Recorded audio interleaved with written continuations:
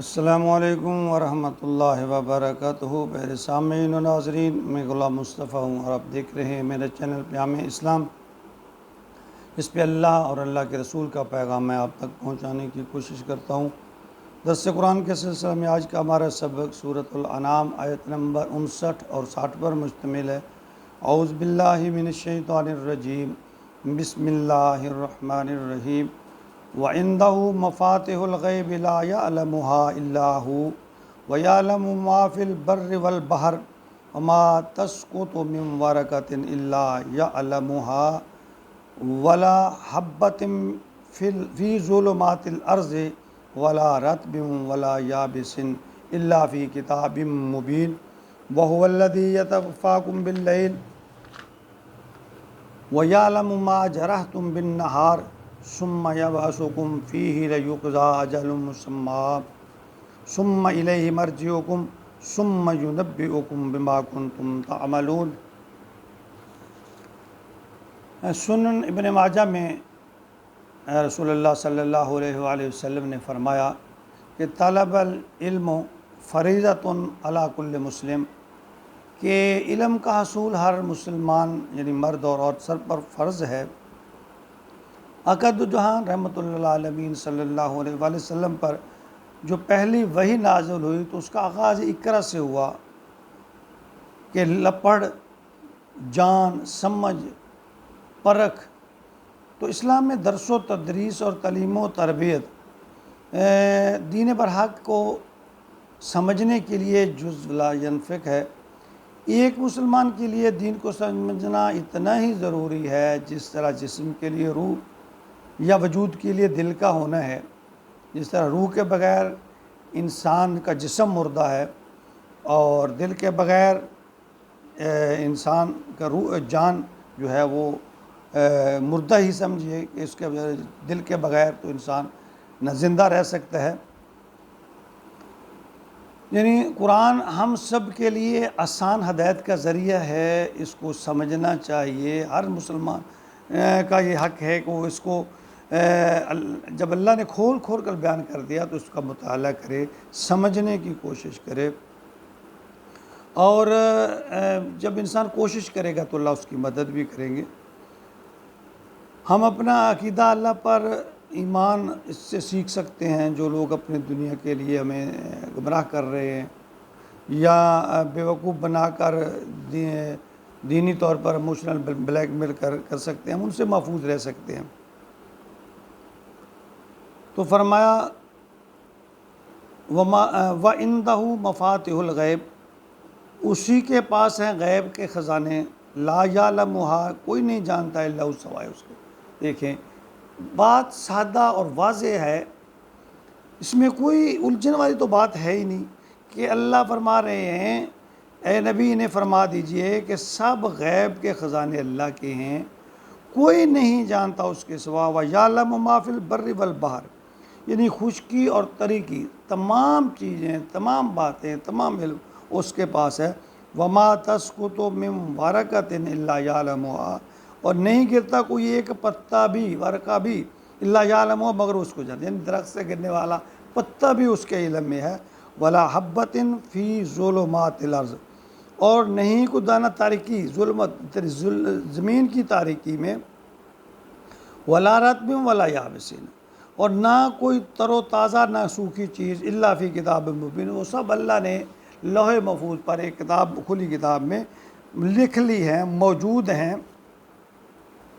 یہاں علم الغیب کی وضاحت ایک اور زاویے سے کی گئی ہے کہ خزانوں کی ملکیت پردوں اور زمین کی تہوں میں چھپی ہوئی چیزیں ہیں۔ زمین پر اربوں درخت ہیں، ان کے پتے ہیں، پھر ان کے پتے زمین پر جو گرنے کا عمل ہے وہ سب اللہ جانتا ہے۔ خشکی اور تری میں ہر جاندار، اس کی خوراک، اس کی حرکات، اس کے رہنے سہنے کا سب انتظام سب اللہ کے کنٹرول میں ہے، اللہ کے علم میں ہے۔ انہیں سونا جاگنا سے لے کر موت کا علم، حساب، یہ سب اللہ کے پاس ہے۔ اللہ تعالیٰ نے ہر چیز اس کو لوح محفوظ میں لکھ رکھی ہے۔ عبداللہ بن عمر بن عاص رضی اللہ تعالیٰ عنہ سے صحیح مسلم کی حدیث ہے 2653 نمبر پر کہ آپ نے بات فرمایا کہ میں نے نبی اکرم صلی اللہ علیہ وسلم سے یہ کہتے سنا کہ اللہ تعالیٰ نے مخلوق کی تقدیریں آسمان اور زمین بننے سے 50,000 سال پہلے لکھ لی تھیں جب کہ آپ کا عرش اس وقت پانی پر تھا۔ یعنی اللہ نے سارے نظام کو ایسے اچھے انداز میں، یعنی اس کو تحریری طور پر اللہ نے ریکارڈ کے طور پر ہر چیز کو لوح محفوظ پر لکھا ہوا ہے۔ آگے فرمایا وَهُوَ الَّذِي يَتَوَفَّاكُمْ بِاللَّيْلِ، اور وہی ہے جو تمہیں وفات دیتا ہے رات کے وقت۔ یعنی یہاں وفات دینے کے معنی کہ نیند کے دوران مر جانا۔ دیکھیں اس میں جان تو بدن میں رہتی ہے، لیکن دیکھیں اس سلسلہ میں 3 چیزیں الگ الگ، جسم، جان اور شعور، یہ 3 چیزیں جو ہیں نیند کی حالت میں شعور جاتا ہے، روح جسم میں رہتی ہے، جبکہ موت کی صورت میں شعور بھی اور روح بھی دونوں نکل جاتے ہیں۔ وَيَعْلَمُ مَا جَرَحْتُمْ بِالنَّهَارِ، وہ جانتا ہے جو کچھ تم کرتے ہو دن کے وقت۔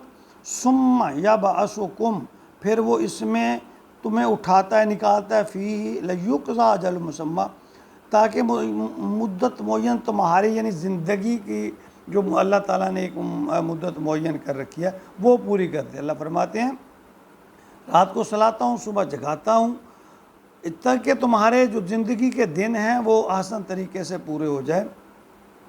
نیند دیکھیں آدھی موت ہے۔ نبی اکرم صلی اللہ علیہ وسلم جو ہیں صبح جب اٹھتے تو دعا پڑھتے الحمدللہ الذی احیانی بعد ما اماتنی والیہ النشور، یعنی کل شکر اور تعریف اللہ تعالیٰ کی ہے جس نے مجھے دوبارہ زندہ کیا، اس کے بعد اس نے مجھ پر موت کی کیفیت طاری کر دی تھی۔ یعنی اللہ، یہ ایک عجیب نکتہ ہے کہ یعنی جیسے کہ میں پہلے ذکر کر چکا ہوں کہ سونے جب آدمی سوتا ہے تو اس کا شعور، 3 چیزیں، شعور، جسم، شعور اور روح۔ جب آدمی سوتا ہے تو اس کا شعور نکل جاتا ہے، روح اور جسم دونوں رہتے ہیں، جب موت آتی ہے تو پھر یہ تینوں نکل جاتی ہیں چیزیں۔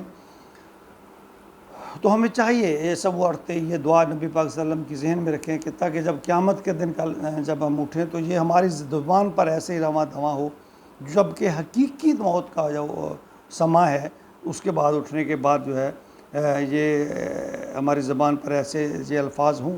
ثم الیہ مرجعکم، پھر اسی کی طرف تم سب کا لوٹ کر آنا ہے۔ ثم ینبئکم، پھر تمہیں متنبع کرے گا بما کنتم تعملون، جو تم نے عمل کیے تھے۔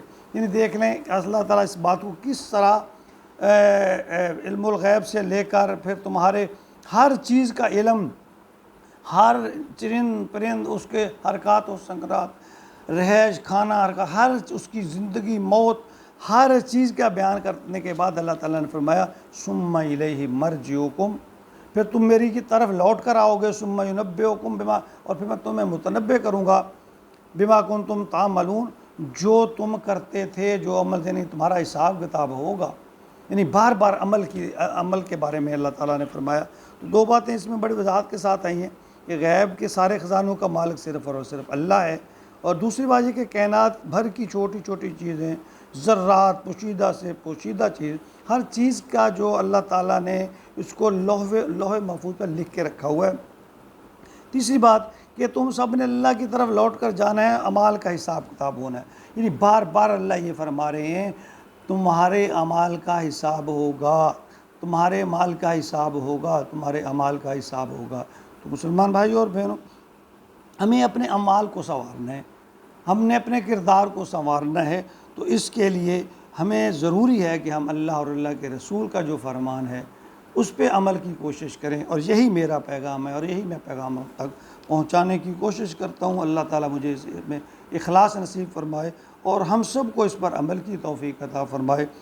تو آئیے جڑ جائیے اس بات سے، امر بالمعروف نہی عن المنکر، اس میں اپنا حصہ ڈالیے، لوگوں تک اچھی بات پہنچائیے، خود بھی عمل کرنے کی کوشش کیجیے، لوگوں کو بری بات سے منع کیجیے، آپ بھی برے کاموں سے بچنے کی کوشش کیجیے، اور اللہ سے اپنے لیے دعا کیجیے، میرے لیے دعا کیجیے کہ اللہ تعالی ہمیں برے کاموں سے بچائے اور اچھے کاموں پر چلنے کی توفیق عطا فرمائے، اور اس سارے عمل میں اللہ تعالیٰ ہمیں اخلاص نصیب فرمائے، تقوی نصیب فرمائے، اور اپنے بارگاہ میں قبول فرما لے۔ آمین یا رب العالمین۔